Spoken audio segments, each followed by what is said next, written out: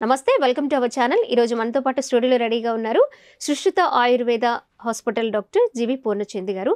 మరి ఉలవల గురించి తెలుసుకుందాం. ఉలవల గురించి ఇప్పుడున్న జనరేషన్కి చాలా మందికి తెలియకపోవచ్చు. నాకు తెలిసి ఉలవచారు ఎలా తయారు చేస్తారు, ఉలవచారు గురించి తెలుసు, కానీ ఉలవల గురించి, ఉలవలు చేసే ప్రయోజనం గురించి చాలా మందికి తెలియదు. దాని గురించి తెలుసుకుందాం. అసలు హెల్త్ బెనిఫిట్స్ ఏమైనా ఉంటాయా, ఉలవల వల్ల మనకి ప్రయోజనం ఏమైనా ఉందా, లేక హానికరం ఏమైనా ఉందా, ఎక్కువ తక్కువ ఎంత క్వాంటిటీ తీసుకోవాలి అనే విషయాలు కూడా మనం తెలుసుకుందాం. నమస్తే డాక్టర్ గారు. నమస్తే అమ్మా. సార్, ఉలవలు ఇప్పుడు అసలు పండుతున్నాయంటారా, దొరుకుతున్నాయి అంటే రేర్గా కనిపిస్తున్నాయి. ఆ పంట వల్ల ఏమన్నా ప్రయోజనం ఉండి రైతులు పండించడానికి ఇంట్రెస్ట్ చూపిస్తున్నారా, హెల్త్ బెనిఫిట్స్ ఏమైనా ఉన్నాయా ఉలవలు తీసుకోవడం వల్ల? ఏంటి సార్ అసలు ఉలవలు ఇంగ్లీష్లో ఏమంటాం మనం? హార్స్ గ్రామ్ అంటాం. ఎందుకని హార్స్ గ్రామ్ అంటున్నాము? వాటిని మనం గుర్రానికి గుగ్గిళ్ళు లాగా ఉడికించి పెడతారు కాబట్టి హార్స్ గ్రామ్ అన్నాడు ఇంగ్లీష్ వాడు. సరే, మరి మనకి గుర్రాలు మనవి కాదు కదా యాక్చువల్గా. తర్వాత కాలంలో మనకు వచ్చినాయి, కానీ మనకి గుర్రపు సంపద కన్నా మనకి గేదెలు ఆవులు వీటి సంపద మనకి ఎక్కువ.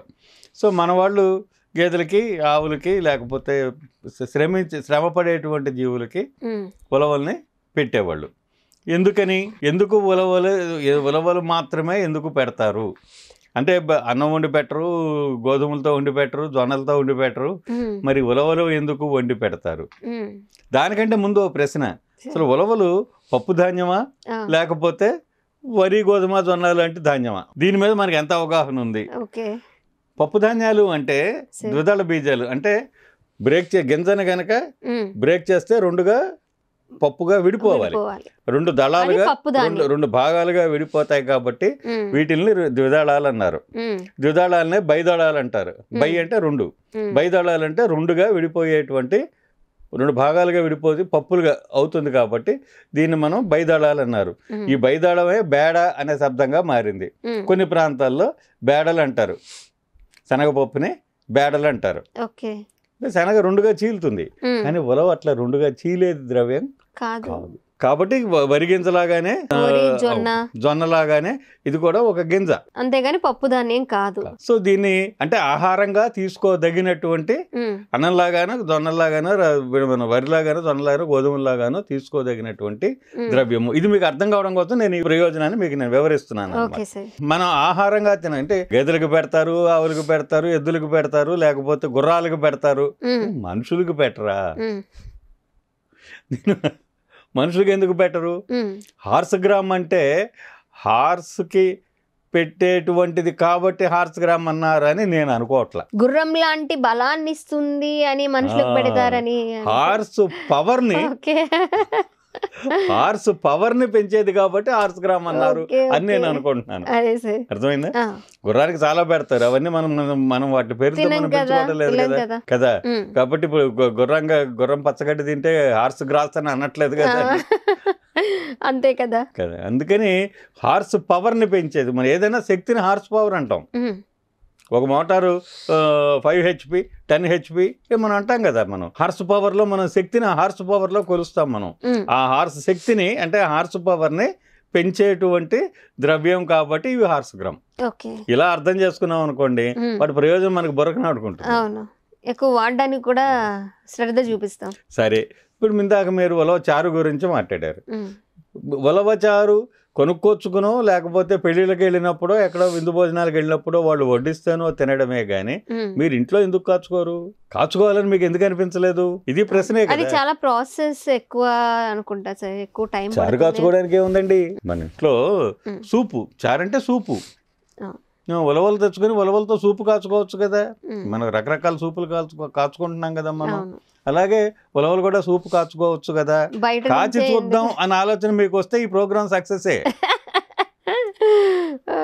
చూద్దాం సార్ కాచి. అది అదే కావాలి. ఎందుకంటే మీకు హార్స్ పవర్ కావాలంటే కావాలి. హార్స్ పవర్ కావాలి అంటే మీరు హార్స్ గ్రాము తినాలని రోజు బజార్కి వెళ్ళి కొనుక్కోమని మేము చెప్పకూడదు కదా. అది ధర్మం కూడా కాదు కదా. కాబట్టి మనం ఇంట్లో వండుకోవడం ఎలా అన్నదే ఇక్కడ చాలా ముఖ్యమైనది. కొంచెం మనకు ఉన్నటువంటి ఆహార ద్రవ్యాలలో, ముఖ్యంగా ధాన్యాలలో చాలా కష్టంగా ఉడికేటువంటి స్వభావం కలిగినవి ఉలవలు. కష్టంగా ఉడికేగా, ఆలస్యంగా ఉడుకుతాయి, టేక్స్ మచ్ టైం. కాబట్టి కుక్కర్ని ఉపయోగించుకోవచ్చు. ఎక్కువ టైం ఉడుకుతుంది కాబట్టి, ఎక్కువ ఉష్ణోగ్రతని తీసుకుని ఉడుకుతాయి కాబట్టి, ఇవి ఉష్ణోగ్రతకి తట్టుకోగలిగే శక్తి కూడా వీటికి ఉంటుంది కాబట్టి ఉలవల్ని మనం కుక్కర్లో వండుకోవచ్చు, ఏమి తప్పేం లేదు. ఉలవలు ఉడికిన వాటికి అందమైన తెలుగు పేరుంది, గుగ్గిళ్ళు అంటారు. అర్థమైందండి? అంటే మనకి పెసర గుగ్గిళ్ళు, శనగ గుగ్గిళ్ళు అంటున్నాం కానీ గుగ్గిళ్ళు అన్నమాట ఉలవలకే చెందింది. అర్థమైందా? ముందుగా వాటిని పిలిచేవాళ్ళం, అంతే అంతే. సో ఉలవ గుగ్గిళ్ళని అనగా ఉడకబెట్టినటువంటి ఈ ఉలవల్ని ఉడకబెడితే చక్కగా ఉలవ గుగ్గిళ్ళు అవుతాయి మనకి. ఈ ఉడకబెట్టినటువంటి గుగ్గిళ్ళని చక్కగా మీరు తాలింపు వేసుకున్నారనుకోండి, సాతాళించడం అంటారు. శనగలు ఉడకబెట్టే సాతాళిస్తారు కదా, ఉడకబెట్టి తాలింపు పెట్టుకుంటే ఉప్పు, కారం, పచ్చిమిరకాయ ముక్కలు, కొత్తిమీర ఇట్లాంటివన్నీ వేసుకుంటే, మసాలా ద్రవ్యాలు వేసుకుంటే బ్రహ్మాండంగా విడిగా మనం తినడానికి చాలా రుచిగా ఉంటాయి కదా. ఈ గుగ్గిళ్ళు కూడా రుచిగా ఉంటాయండి. మంచి బ్రేక్ఫాస్ట్ ఐటమ్, డైరెక్ట్ గా తీసుకోవచ్చు సార్. మీరు ఉప్మా కంటే బలమైంది, ఉప్మా కంటే రుచికరమైంది. చక్కగా కుక్కర్లో ఉడకబెట్టినటువంటి గుగ్గిళ్ళని తీసుకుని ఈ గుగ్గిళ్ళకి తాలింపు పెట్టేసి, మీకు కావాల్సిన, నేను పలానాది వేయండి అని నేను చెప్పట్లే, మీకు రుచి కొద్దీ మీకు కావాల్సినటువంటి మసాలా ద్రవ్యాలు వేసుకుని, కొత్తిమీర ఇట్లాంటివన్నీ గార్నిష్ చేసుకుని అందంగా అలంకరించుకుని హాయిగా ఓ ప్లేటుడు గుగ్గిళ్ళు పొద్దున్నే బ్రేక్ఫాస్ట్గా మీరు తిన్నారు అనుకోండి, ఎంత శక్తి అండి. ఎంతసేపు బొంబాయి రవ్వ ఉప్మా తప్ప ఈ ప్రపంచంలో ఇంకేమీ లేదు. ఏ ఉప్మా లేవు ఇంకా. ఏమిటండి సరే అని ఆ బొంబాయి రవ్వ ఉప్మా మనకి ఇవ్వనిది ఏమిటి, ఉలవ గుగ్గిళ్ళు మనకి ఇచ్చేది ఏమిటి? నెక్స్ట్ మీరు అడగవలసిన ప్రశ్న, ఏమిస్తుంది అంటే ఉలవ గుగ్గిళ్ళు బొంబాయి రవ్వలో మనకి పిండి పదార్థాలు తప్ప ఉపయోగపడేది ఏదీ లేదు. కాల్షియం, పొటాషియం దగ్గర నుంచి ఎన్ని ఖనిజాలు, లోహాలు ఉన్నాయో అన్ని ఉలవల్లో ఉన్నాయి, బొంబాయి రవ్వలో లేవు కదా. లేదు, ఇంకా మీకు బాగా కావాలంటే ఉలవల్ని కూడా మీరు మరపట్టించుకుని, మిక్సీ పట్టుకుని, లేకపోతే రవ్వ పట్టించుకుని రవ్వలాగా చేసుకుని ఉప్మా వండుకోండి. ఉలవలు ఉప్మా ఎందుకని బాగోదు? ఎక్కువ టైం తీసుకుంటుంది ఉడకటానికి. బొంబాయి రవ్వ కాస్త 5 నిమిషాల్లో, 5 కూడా పడుతుంది, 3 నిమిషాల్లో ఉడికిపోతుంది. ఎందుకంటే అది కేవలం పిండి పదార్థం, ఇందులో పిండి పదార్థాలు తక్కువ ఉంటాయి, అందుకు ఉడకడానికి ఎక్కువ టైం పట్టుకుంటుంది. కానీ దీంట్లో అన్ని పోషక విలువలు దీంట్లోనే. అందుకనే దీని హార్స్ పవర్, మనిషికి మనకు హార్స్ పవర్ని పెంచేందుకు కావాల్సిన ఖనిజాలు, లవణాలు అన్నీ ఉన్నాయి దీంట్లోనూ. హాయిగా ఉప్మా చేసుకుని తినచ్చు. ఇది ఒక పద్ధతి. ఈ ఉడకబెట్టినప్పుడు నీళ్లు కాస్త పోసి కదా మనం కుక్కర్లో పెట్టుకున్నాం, మిగిలిన నీళ్లు ఉంటాయి కదా, అదే చారు. దానికి తాలింపు పెట్టుకుంటే మీకు ఉలవచారు అయిపోయింది. ఉలవచారులో ఉలవల్ని ఉడకబెట్టిన తర్వాత గుగ్గిళ్ళని రుబ్బి అందులో ఏం వేరు, కేవలం ఉలవ నీళ్లే. ఉడకబెట్టిన ఉలవలలోంచి యువతలకు వచ్చిన నీళ్లు ఏవైతే ఉన్నాయో అదే మీకు రసం, ఉలవచారు. హాయిగా అన్నంలో పోసుకుని తినండి. లేదా మంచి సూపు, 2 ములక్కాడ ముక్కలు కూడా వేసుకుని బ్రహ్మాండంగా మీకు కావాల్సిన పద్ధతిలో రసం కాచుకుని తాగండి, లేదా సూపు కాచుకుని తయారు చేసుకుని తాగండి. ఆ నీళ్ళని పారబోయిన అవసరం లేదు, పారబోయొద్దు కూడాను. ఇటు ఉలవలు తిందాము, ఉలవ రసాన్ని మనం తీసుకుందాం. ఉలవలు కందిపప్పు, మినపప్పు, పెసరపప్పు, శనగపప్పు ఇవన్నీ సమానంగా ఏ పప్పుగా ఆ పప్పు పావు కిలో కలిపేసేసి దేనికది విడివిడిగా దోరగా పైపైన వేయించి మిక్సీ పట్టేసి సమానంగా ఎంత కావాలో అంత మిరపకాయలు కూడా వేసి మిక్సీ పట్టి తగినంత ఉప్పేసి చేసుకుంటే మనకి ఉలవ సున్ని పొడి తయారవుతుంది.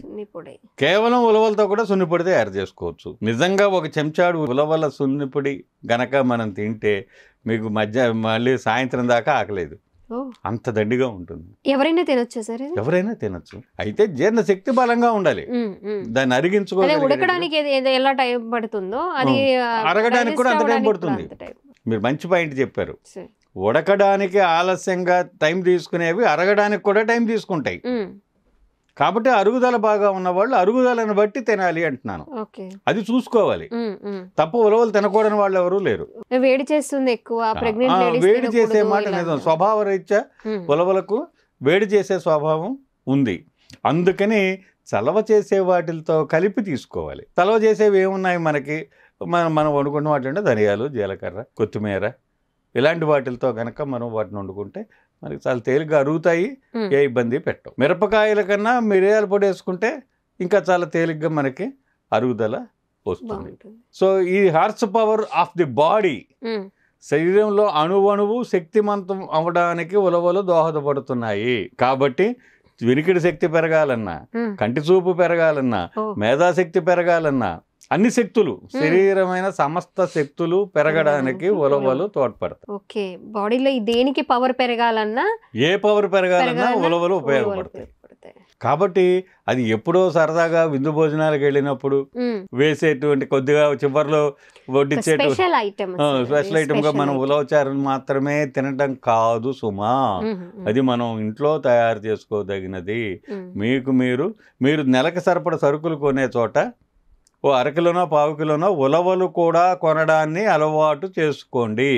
వాటిని మనం ఎదిగే పిల్లలకి, ముఖ్యంగా ఇల్లు కడుతున్నాం అనుకోండి, ఇల్లు కడుతున్నప్పుడు సిమెంటు, ఇనుము, ఇటుక అన్నీ కావాలి కదా.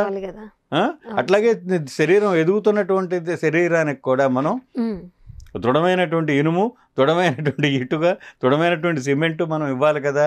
ఆ డ్యూటీ ఉలవలు తీసుకుంటుంది. దృఢంగా ఉంటే అన్ని కలపాలి, వీటికి ఏం అవసరం లేదు, ఉలవలు కలిపితే చాలు, అన్నీ వచ్చేసి.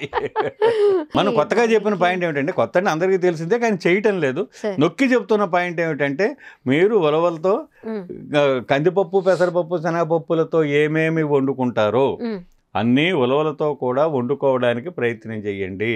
చేతనైతే ఉలవ గారెలు వేసుకోండి, చేతనైతే ఉలవ దోశలు వేసుకోండి, చేతనైతే కాదు ఉలవ దోశలు ట్రై చేయండి, ఉలవ గారెలు ట్రై చేయండి, ఉలవ బజ్జీలు ట్రై చేయండి, ఉలవ పునుగులు ట్రై చేయండి. రాగి పిండితో ఏమేమి ఐటమ్స్ చేస్తున్నారు, అలా ఇప్పుడు ఉలవలతో కూడా మనం చేసుకోవడం అలవాటు చేసుకోవాలన్నమాట. ఇంకా బాగా చేయడానికి ఏం కలిపితే బాగుంటుందో, కాస్త బార్లీ పిండి కలపడం, కొంచెం సగ్గుబియ్యం పిండి కలపడం, కాసిన అటుకులు కలపడం, దోశ స్మూత్ గా రావడం కోసం ఇలాంటి ఉపాయాలు ఇవి టెక్నిక్స్. టేస్ట్ మాడిఫైయర్స్ కలపడం.